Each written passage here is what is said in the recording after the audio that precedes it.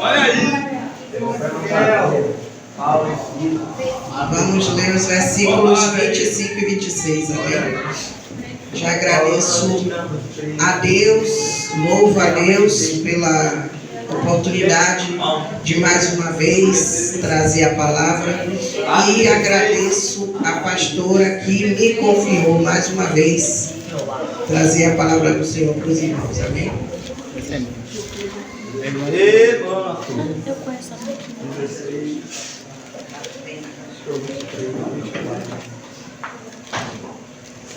Glória a Deus, todos encontraram?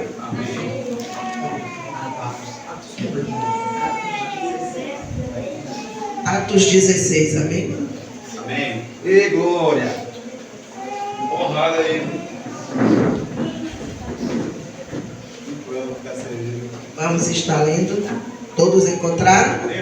Forte.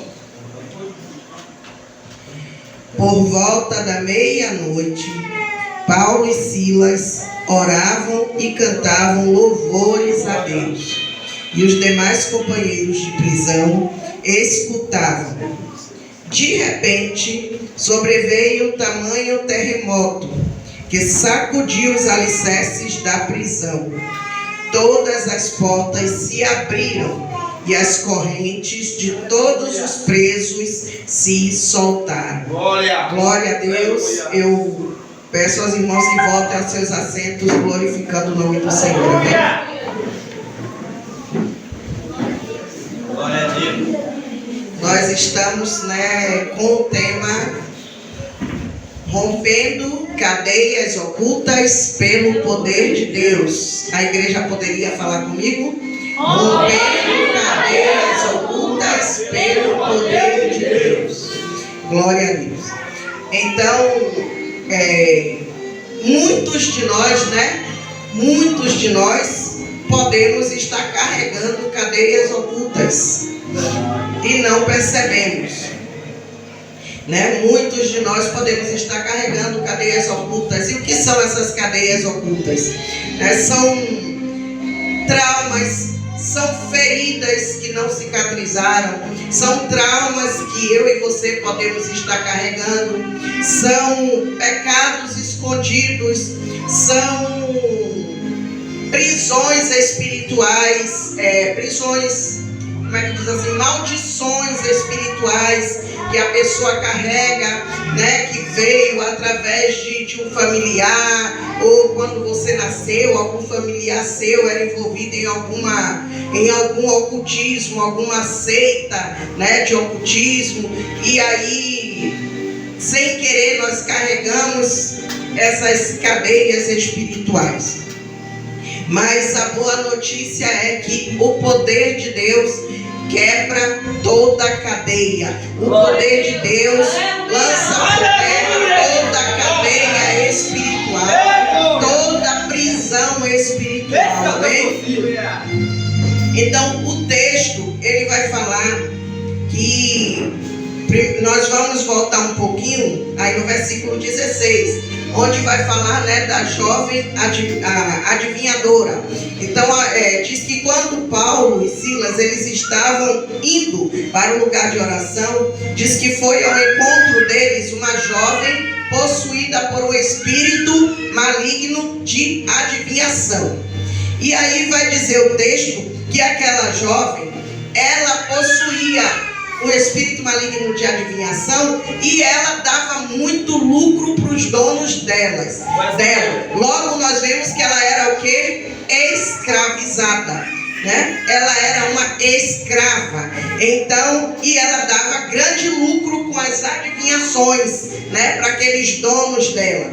E então vai dizer que quando ela vê Paulo e Silas, ela começa a seguir os dois, ela começa a seguir eles, e ela começa a gritar: estes homens são servos do Deus Altíssimo, estes homens anunciam a vocês o caminho da salvação. Então diz que ela começou a gritar, seguindo eles e gritando que eles eram servos do Deus Altíssimo e que eles iam anunciar a salvação para aquelas pessoas. Ou seja, ela estava falando alguma coisa errada? Não, ela não estava falando nada errado. O problema não era aquelas palavras não estavam erradas. Ela estava dizendo uma verdade.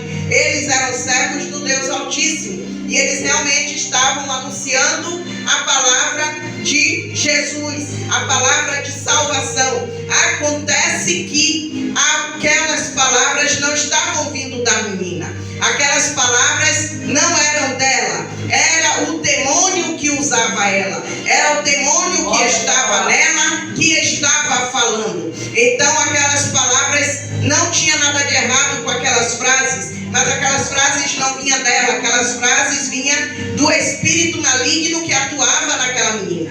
E vai dizer então que já por vários dias aquilo acontecendo. Então diz que Paulo ele ficou irado, indignado com aquilo, e diz que ele se voltou para o espírito imundo, né? Para aquele espírito maligno, e disse aquele espírito maligno: em nome de Jesus Cristo, sai dela, eu te ordeno, sai dela agora. E disse que na mesma hora aquele espírito maligno saiu daquela menina. Então nós vemos que quando Paulo e Silas Paulo ele expulsa aquele demônio daquela menina, aquele espírito maligno. Então diz que quando os donos daquela menina ficam sabendo, quando os donos daquela menina viram que ele havia desfeito, que eles não iam mais lucrar, porque eles lucravam, eles ganhavam muito dinheiro, né, usando aquela menina endemoniada. Então quando eles viram que não ia haver mais lucro, que eles não iam mais poder usar aquela menina para ganhar dinheiro, então diz que eles ficaram revoltados, e diz que eles agarraram Paulo e Silas, né, arrastaram eles para a praça, na presença das autoridades, e disseram, né, como está aí no versículo 20, e levando-os aos magistrados, disseram: estes homens, sendo judeus, perturbam a nossa cidade, propagando costumes que não podemos aceitar nem praticar, porque somos romanos. E aí no 22 vai dizer: então a multidão se levantou unida contra eles, contra Paulo e Silas, e os magistrados, rasgando-lhes as roupas, mandaram açoitá-los com varas. E depois de lhes darem muitos açoites, os lançaram na prisão, ordenando ao carcereiro que os guardasse com toda a segurança. Então nós vemos aqui que Paulo e Silas, eles haviam feito o quê? Uma obra de Deus. Eles acabaram de expulsar o demônio daquela menina. Eles libertaram aquela menina daquela cadeia, né? Daquela prisão que ela vivia. E aquela menina, ela não tinha vida própria. Aquela menina era aprisionada por aquele espírito maligno. Então eles expulsaram aquele espírito. A menina foi liberta. Era para aquele povo daquela cidade estar ok, estar feliz. Era para o povo daquela cidade agradecer e serem gratos. Mas ao contrário, eles se revoltaram contra Paulo e Silas, e eles, diz o texto, que açoitaram Paulo e Silas com vara. Açoitaram muito Paulo e Silas e depois lançaram eles na prisão. Então eles fazem uma boa obra e eles vão ser açoitados com vara e em seguida presos. E além de serem presos, diz que eles ainda deram, né, ordem para o carcereiro que os guardasse com toda a segurança, como se eles fossem dois marginais, como se eles fossem dois bandidos perigosos, que guardasse eles com toda a segurança. E vai dizer então que eles o lançaram na prisão, né, e prendeu os pés dele no tronco deles, no tronco. Então Paulo e Silas aqui, eu vejo que eles tinham tudo para ter se revoltado. Eles tinham tudo para ficar o quê? Depressivo, triste. Poxa, a gente acabou de fazer uma boa obra de libertar essa menina de uma prisão espiritual, de demônios. A gente acabou de expulsar esse demônio, deu a liberdade a essa menina. E agora, olha o que ganhamos, olha o que acontece conosco. Nos açoitam e depois nos jogam na prisão. Ou seja, eles tinham tudo para ficar revoltados, eles tinham tudo para ficar irados, eles tinham tudo para ficar depressivos, entrar ali naquela prisão, ficar um para um lado, outro para o outro, triste, né, choramingando, e imaginando como era que ia sair dali, ou pensar até em largar tudo, porque hoje o que nós vemos são pessoas crentes. Eu não vou falar descrentes, vou falar crentes, porque são crentes. Hoje nós vemos pessoas crentes que elas estão até na igreja, elas estão até fazendo a obra, elas estão até fazendo aquilo que Jesus manda, mas quando acontece alguma coisa, quando vem um levante, quando acontece de alguém falar dela, ou criticar ela, ou o que for, elas logo já pensam até em desistir. Não vou mais ficar na igreja, não vou mais exercer esse ministério, não vou mais pregar, porque falaram que eu não prego bem, não vou mais louvar, porque ficam criticando quando eu estou louvando, não vou mais para a igreja, porque fulano me olhou torto, fulano me olhou atravessado, não quero mais saber de nada, vou jogar tudo para o alto. Infelizmente nós vemos muito isso. Mas olha como foi que Paulo e Silas se comportou. Eles agiram totalmente diferente. Paulo e Silas, eles estavam ali naquela situação. Eles haviam sido açoitados, eles estavam presos, mas eles não desanimaram. Eles não se entregaram à depressão, eles não se entregaram à tristeza, eles não resolveram abandonar o ministério, eles não disseram que eles iam parar. Muito pelo contrário, quando eles se viram ali naquela prisão, quando eles se viram ali presos, em meio ao sofrimento, porque com certeza eles estavam feridos, porque foram açoites com vara, foram muitos açoites, com certeza eles estavam feridos, até sangrando, e mesmo ali em meio à dor, em meio ao sofrimento, em meio à humilhação de estar preso, eles resolveram, eles decidiram o quê? Adorar. Eles decidiram o quê? Orar e cantar louvores a Deus. Eles não disseram eu vou parar, eles não disseram eu vou largar o ministério, eles não disseram eu não prego mais, eles não disseram eu não faço mais a obra, eles não disseram que não orava mais por ninguém, eles não disseram que eles iam parar, mas eles disseram, eles ali tiveram uma atitude de homens que não se afasta de Deus por nada.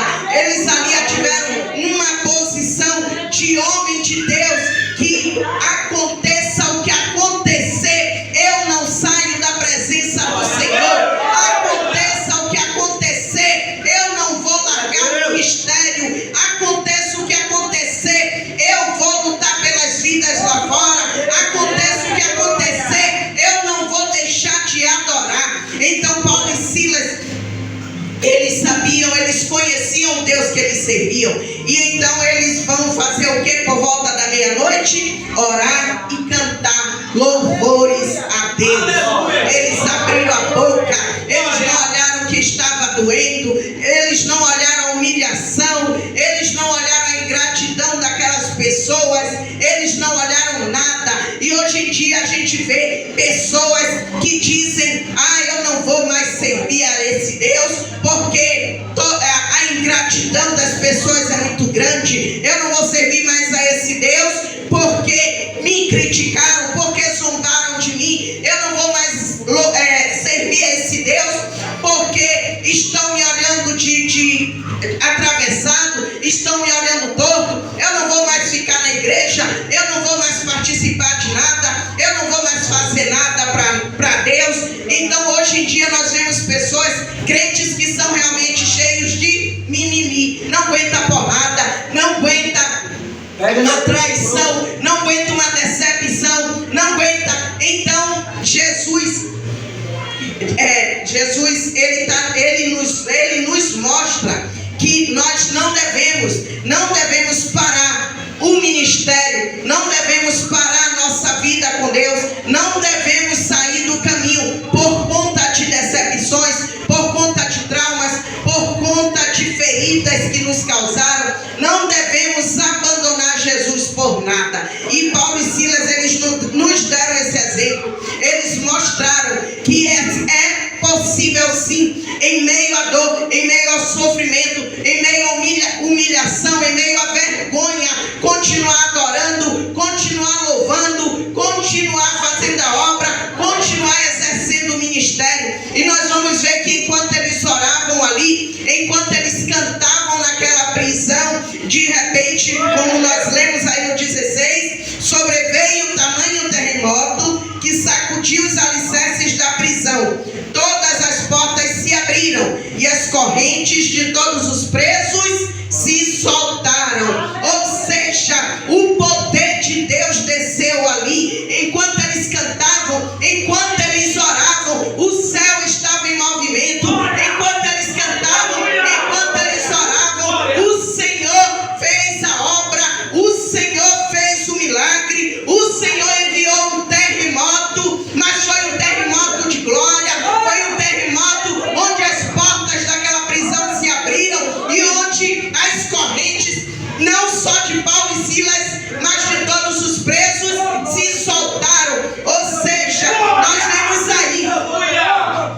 força da oração, a força do louvor a Deus. Quando você adora, quando você ora, quando você louva, quando você busca ao Senhor, não tem cadeia que não seja quebrada, não tem cadeado do inferno que não seja despedaçado. Nós vemos então que Paulo e Silas, eles foram livres daquela prisão, e a história não para ainda por aí, porque se nós formos continuar, nós vamos ver que além de Paulo e Silas terem sido soltos, além deles terem ganhado a liberdade através do louvor, da oração, do poder de Deus, nós vemos ainda que um carcereiro que tomava conta daquela prisão, que era encarregado de tomar conta deles, também foi liberto, também foi salvo, foi alcançado pela salvação. Então nós vemos que enquanto Paulo e Silas oravam,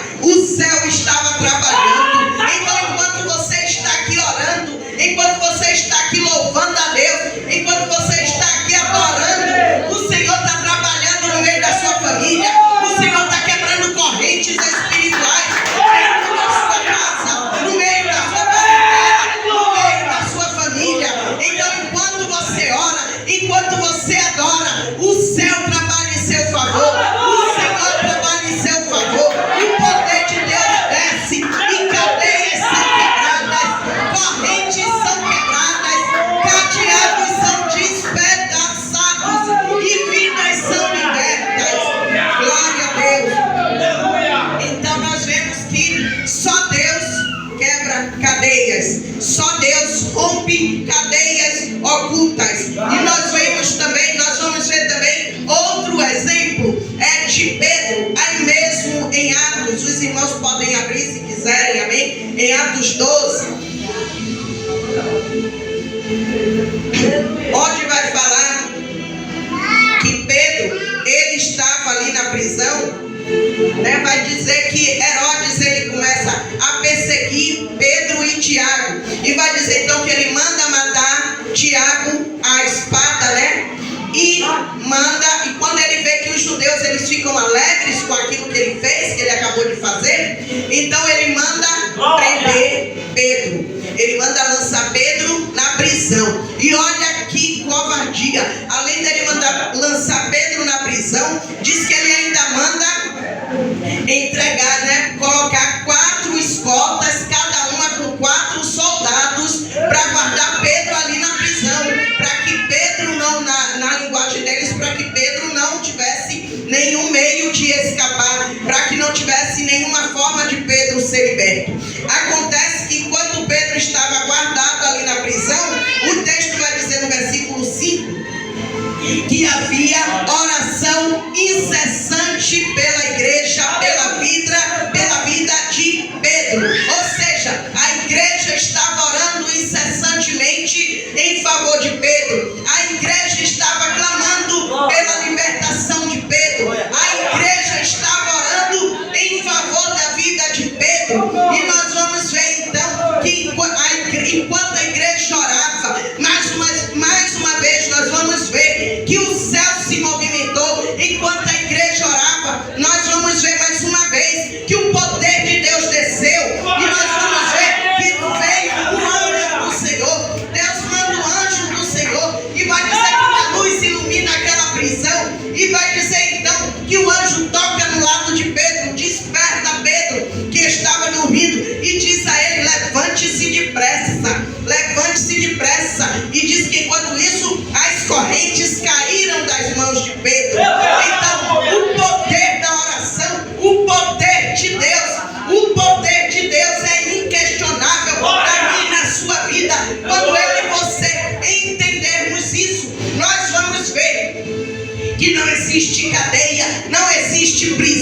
não existe nada que resista ao poder de Deus. E nós vamos ver que as correntes caíram das mãos de Pedro, e Pedro e o anjo disse mais: põe a capa e siga-me. Então Pedro seguiu, e Pedro foi liberto daquela prisão. Então, mais uma vez, nós vemos que o poder de Deus age quando há oração. O poder de Deus age quando você entra em oração, quando você começa a clamar, quando você começa a buscar o Senhor, quando você não deixa de adorar o Senhor. Ele entra em cena e o milagre acontece. Cadeias são quebradas, grilhões do inferno são quebrados, cadeados do inferno são despedaçados.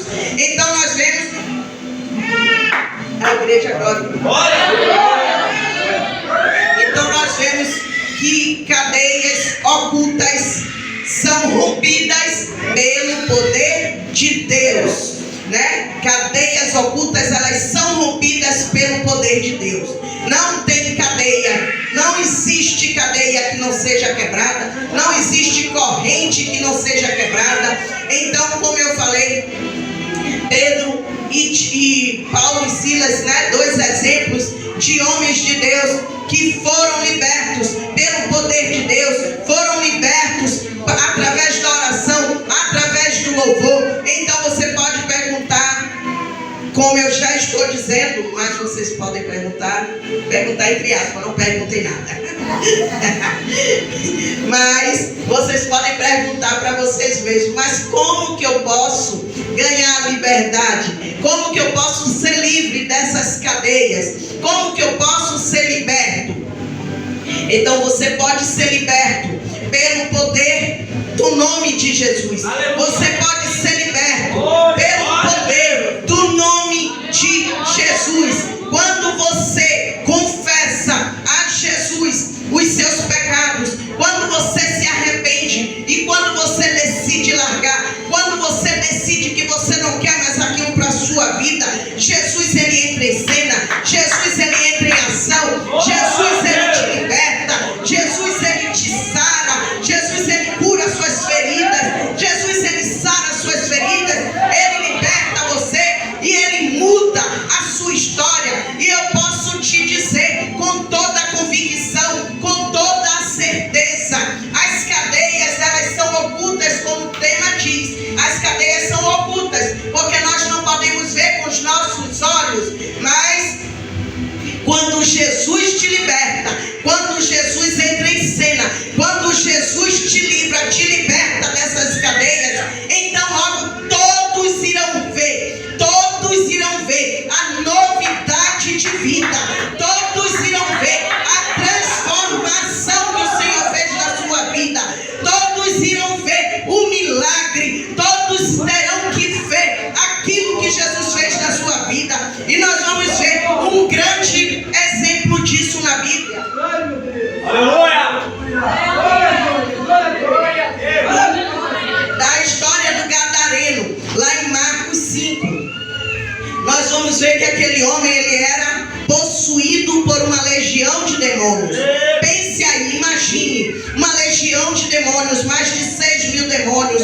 Um homem que não tinha mais vida própria, um homem que não tinha mais identidade, um homem que era completamente excluído da sociedade, um homem que não tinha mais uma vida, uma família, não tinha mais nada, um homem que andava pelos sepulcros, um homem que andava nu, um homem que não tinha mais vida, né? Era uma morada de demônios. Aquele homem era uma morada, uma casa de demônios, uma legião de demônios tinha na vida daquele homem. E a palavra do Senhor vai dizer, os irmãos quiserem, depois os irmãos leem a história do Gadareno em Marcos 5, amém?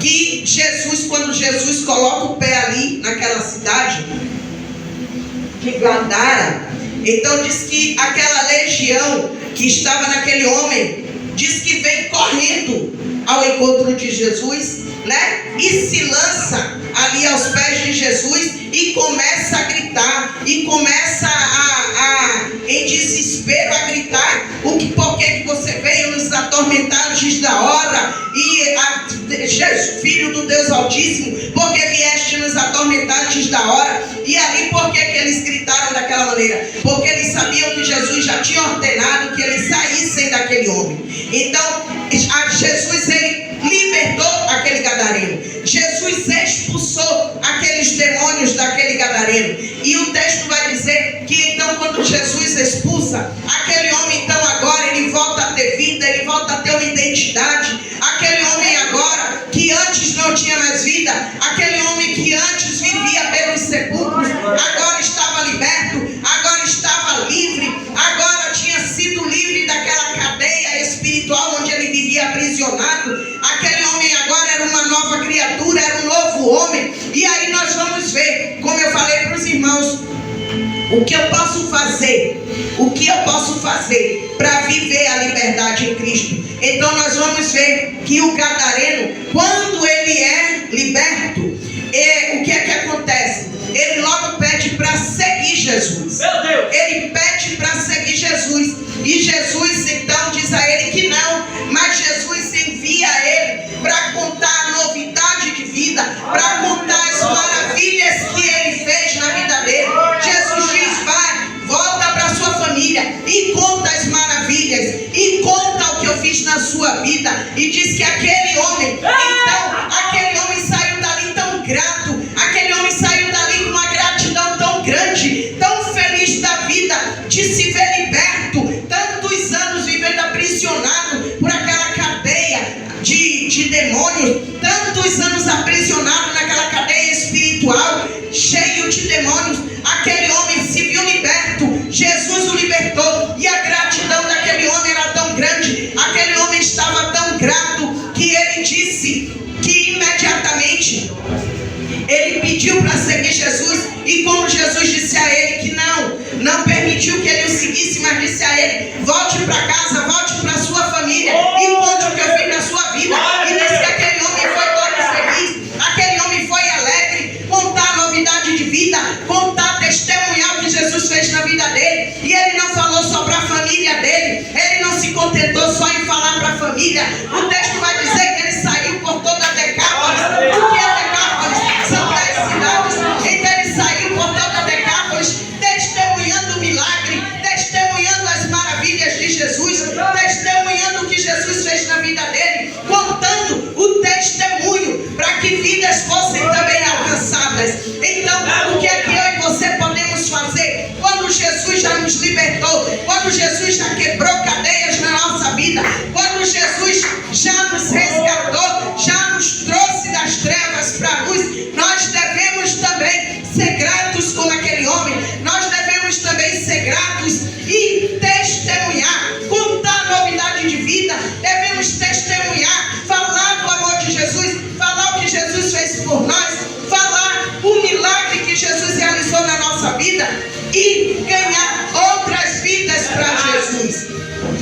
Então nós vemos que aquele homem, ele foi grato e ele não saiu dali e ficou calado. Ele não guardou o que aconteceu só para ele. Não, ele não se contentou só em testemunhar para a família dele, mas ele saiu por toda a Decápolis. Ele testemunhou para todos que ele encontrou pelo caminho. Eu creio que onde ele chegava, ele testemunhava. Onde ele chegava, ele contava o testemunho dele. Onde ele chegava, ele falava de Jesus. Onde ele chegava, ele falava do amor de Jesus. Ele falava que Jesus tem poder para libertar, que ele contava tudo o que ele passou, como ele vivia e o milagre que Jesus fez na vida dele. Então nós vamos ver que, como diz o tema, rompendo cadeias ocultas pelo poder de Deus. Então só o poder de Deus liberta, só o poder de Deus quebra cadeias ocultas, só o poder de Deus nos liberta do pecado, do peso do pecado. Então não vem para cá dizer que eu continuo pecando, eu continuo fazendo isso e aquilo, porque eu não consigo largar. Se Jesus já te libertou, se Jesus já quebrou essa cadeia, você precisa fazer a sua parte.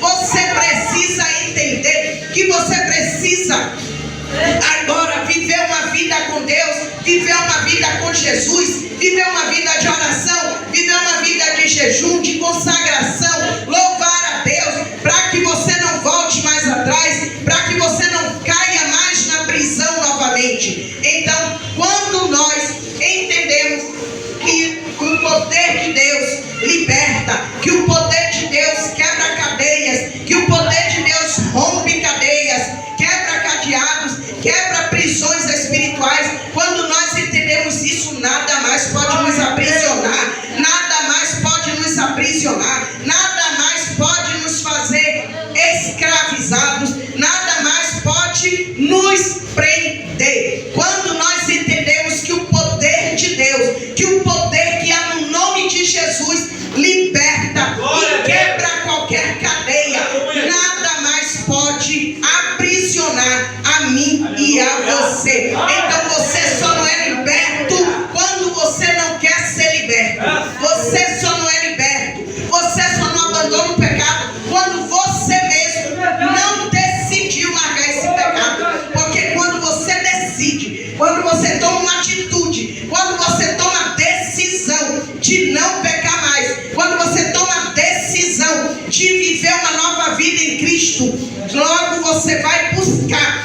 Eu não consigo, mas eu vou orar, eu vou pedir a Deus, porque eu não quero mais isso para a minha vida. Eu sei que isso não serve para mim, eu sei que isso vai me destruir, eu sei que isso vai destruir a minha família, eu sei que isso vai acabar com o meu ministério. Então você vai orar, você vai clamar a Jesus, porque você sabe que há poder no nome de Jesus. Quando você clama, Deus ouve. Quando você clama, Deus responde. Quando Deus vê o seu coração, quando Deus vê o desejo do seu coração, quando Deus vê o seu desejo de ser liberto, Ele te liberta, Ele quebra as cadeias, Ele quebra as prisões espirituais que ainda lhe prendem. Então nós vemos que o poder de Deus, quebra cadeias ocultas. O poder de Deus rompe qualquer cadeia. O poder de Deus é que nos liberta do peso do pecado.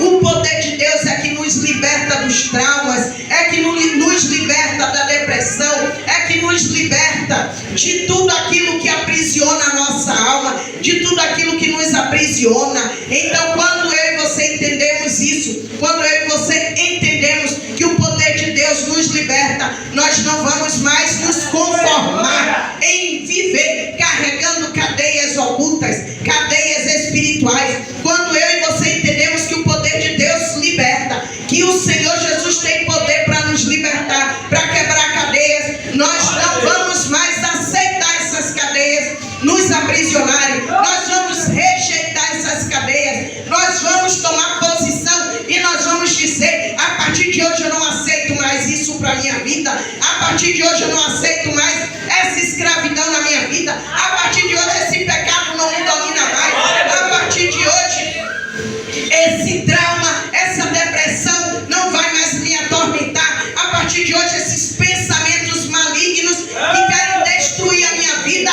não vão mais ter poder sobre mim, porque há poder no sangue de Jesus, há poder no sangue de Jesus, há poder no nome de Jesus. E a partir de hoje eu não aceito mais prisão espiritual, eu não aceito mais esses pensamentos, eu não aceito mais o peso desse pecado, eu não aceito mais esses traumas, essas dores e essas feridas. Então nós precisamos entender que o poder de Deus nos liberta, o poder de Deus quebra cadeias, o poder de Deus, e só o poder de Deus é que pode nos libertar. Eu estava lendo lá o Salmo 91,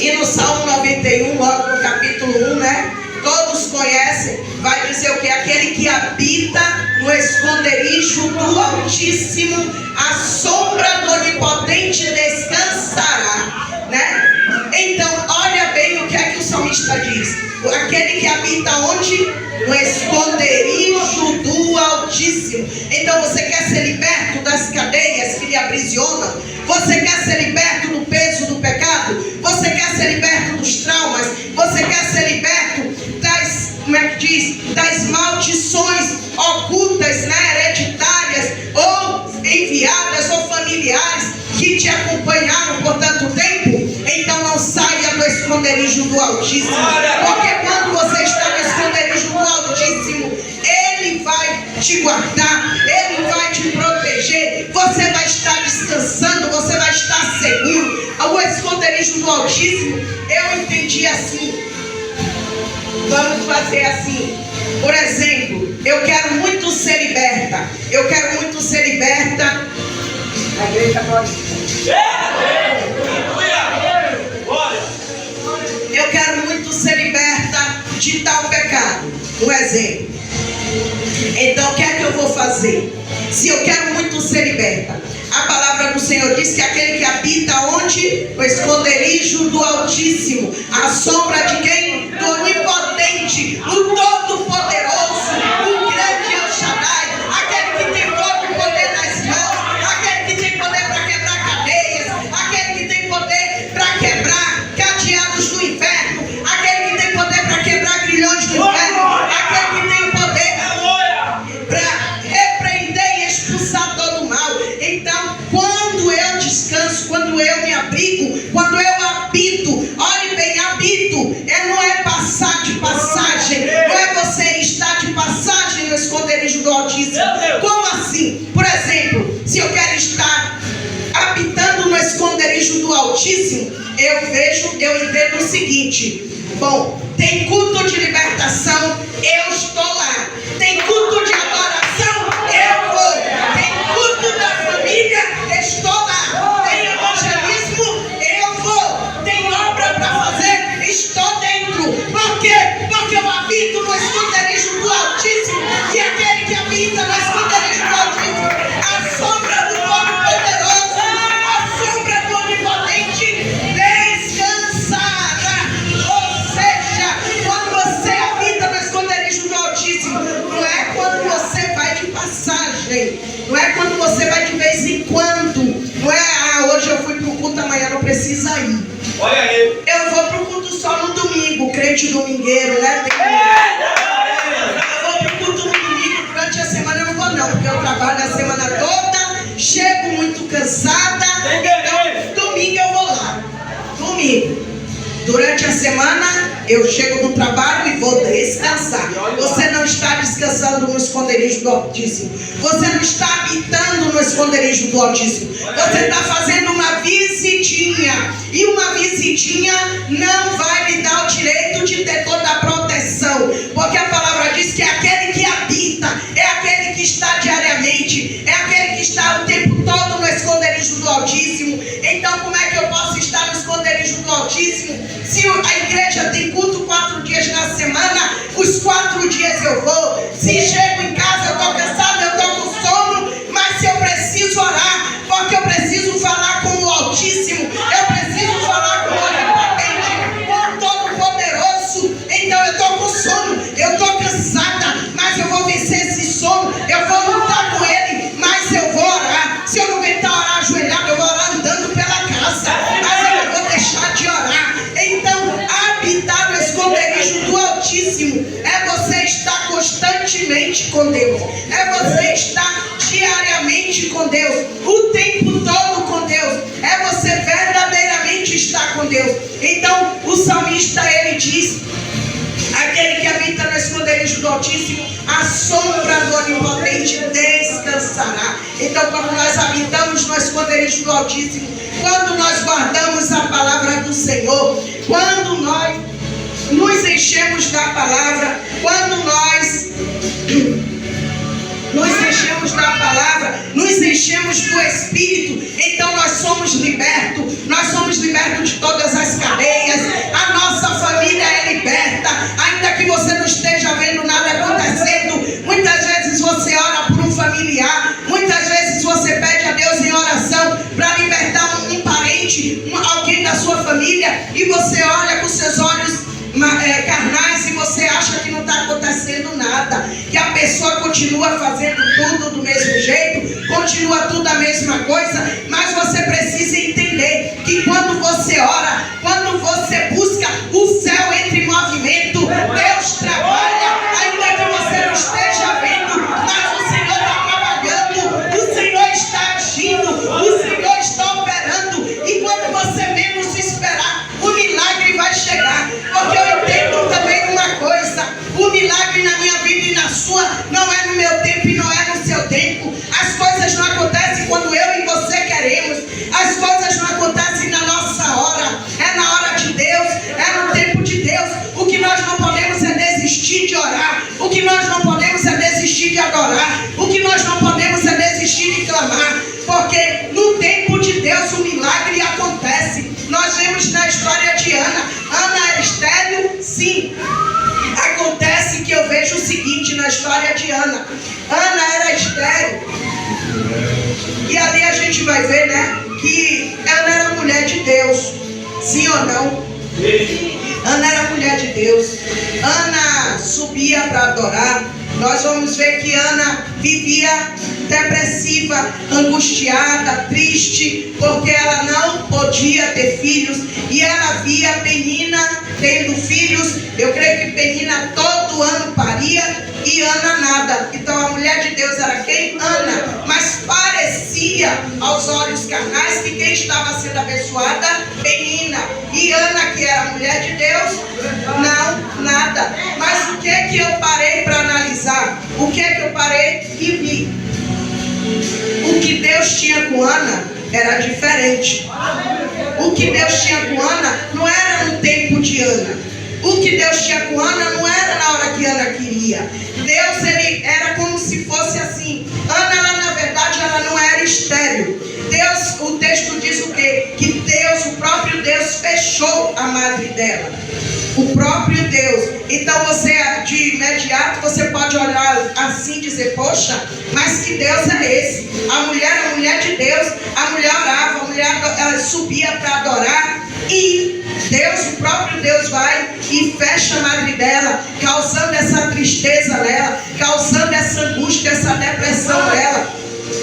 Ela se sentir, fazer ela se sentir humilhada, se sentir envergonhada diante da Penina. Mas o que é que eu vejo ali? Na verdade, Ana, ela não era estéril. Como o texto diz, o próprio Deus foi quem fechou a madre de Ana. E por que que Deus fechou a madre de Ana? Eu fiquei me perguntando por que que Deus fechou a madre de Ana. E eu cheguei à conclusão do seguinte: a madre de Deus fechou a madre de Ana porque Deus queria dar um Samuel para Ana.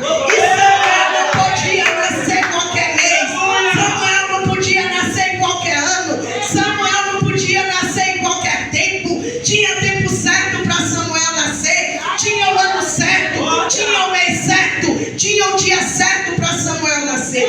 Então, não fique preocupado se você tem orado, se você tem clamado, se você tem pedido algo para Deus e você ainda não viu nada acontecer. Não desista de orar, não desista de pedir, não desista de clamar, porque no tempo de Deus, no tempo certo vai acontecer. Muitas vezes não é no seu tempo, não é na sua hora, não é como você quer, não é no dia que você quer. Então a ordem é não desista, mas continue orando, continue clamando, porque assim como Ana, na hora certa, Ana clamou, Ana fez uma oração diferente, Ana fez um voto para Deus, e ali então Deus abriu a madre de Ana, e Ana ela concebeu, e Ana deu à luz um filho, deu à luz o Samuel, porque você vai ver que os filhos de Penina não tinham nome. A Bíblia não menciona os nomes dos filhos de Penina, nenhum deles, nós não sabemos o nome de nenhum deles, mas Samuel tinha nome, Samuel tinha identidade, Samuel era propósito de Deus, era promessa de Deus. Então Samuel nasceu no tempo de Deus, na hora de Deus, no tempo de Deus. Então não fique preocupado. Se você anda clamando a Deus, anda pedindo a Deus por algo e esse algo ainda não aconteceu, não se preocupe, porque nem tudo é no seu tempo, nem tudo é na sua hora, mas é na hora de Deus, no tempo certo, você vai ver Deus agir. E mesmo que você não esteja vendo, mas o céu já está em movimento, mesmo que você não esteja vendo, Deus está trabalhando. Correntes e cadeados do inferno estão sendo quebrados, cadeias do inferno estão sendo rompidas, e Deus vai chegar na sua casa na hora certa e no tempo certo. Glória a Deus. E essa é a palavra que eu deixo para os irmãos. Eu convido a igreja a se colocar de pé. Amém?